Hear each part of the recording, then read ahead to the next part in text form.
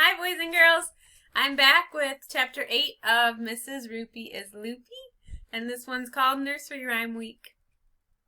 The only way to prove that Mrs. Roopy was dressing up in silly costumes and pretending to be other people would be to get her fingerprints. Me and Ryan and Michael were determined to get them the next time we had library. "When do we have library this week?" we asked Miss Daisy. "Oh, there is no library this week," she said.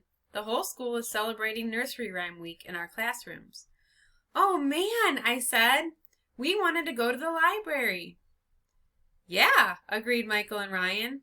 Miss Daisy looked all surprised. She put her hand on my forehead the way my mom does when she thinks I have a fever. "Are you sick, AJ?"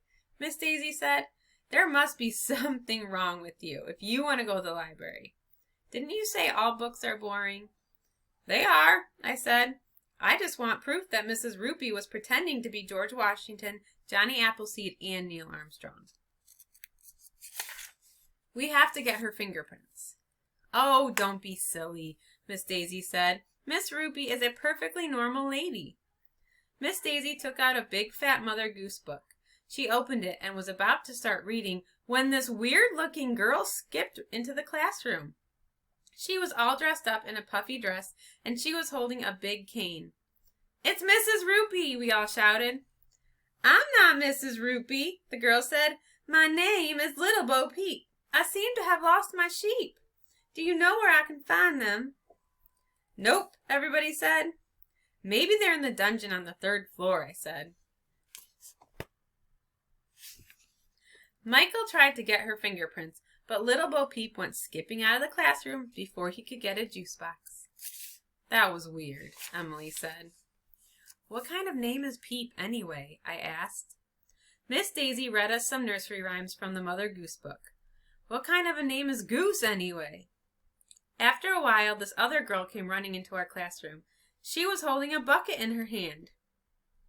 "It's Mrs. Roopy again," we all shouted. "Who are you now, Mrs. Roopy?" Emily asked. "I'm not Mrs. Roopy," the girl said. "My name is Jill. I ran up a hill with my friend Jack to fetch a pail of water, but Jack fell down and broke his crown. I went running after him, but now I have no idea where he is. Have you seen him?" "Nope," everybody said. "Try the dungeon on the 3rd floor," I said. "You must be thirsty from all that running," Michael said. "Have some juice." "No time for that," Jill said. "I've got to find Jack." And then she ran out of the classroom. After lunch, we were at recess out in the playground when we noticed somebody sitting at the edge of the grass under a tree. We all ran over to investigate. It was Mrs. Roopy, of course, dressed up in another silly costume. "Are you Little Bo Peep again?" Emily asked. "Heavens, no," said Mrs. Roopy. "My name is Little Miss Muffet. It's a lovely day, so I thought I'd just sit on this tuffet and eat some curds and whey." "What's a tuffet?" I asked, trying to peek under Miss Muffet.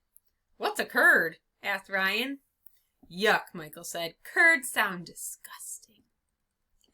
"I'm going to throw up," Ryan said. "That's even worse than what they serve in the cafeteria." "Wouldn't you rather have a peanut butter and jelly sandwich?" I asked. Andrea and Emily came over while we were talking with little Miss Muffet. Andrea started to tell us what curds and whey and tuffets were, but she never got to finish. This obviously fake spider came down from the tree over Miss Muffet's head. She took one look at it and ran back to school. Michael didn't even have the chance to get her fingerprints. That lady is weird. It went on like that for the rest of the week. All these nursery rhyme characters kept popping up with no warning all over the school. "Who are you now?" we would ask. "I'm an old woman in a shoe. I have so many children I don't know what to do." "Maybe you should put some of them in the dungeon on the 3rd floor," I said.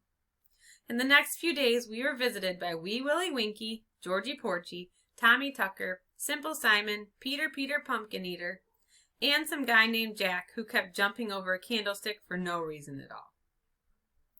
I guess it was the same Jack that girl Jill was looking for.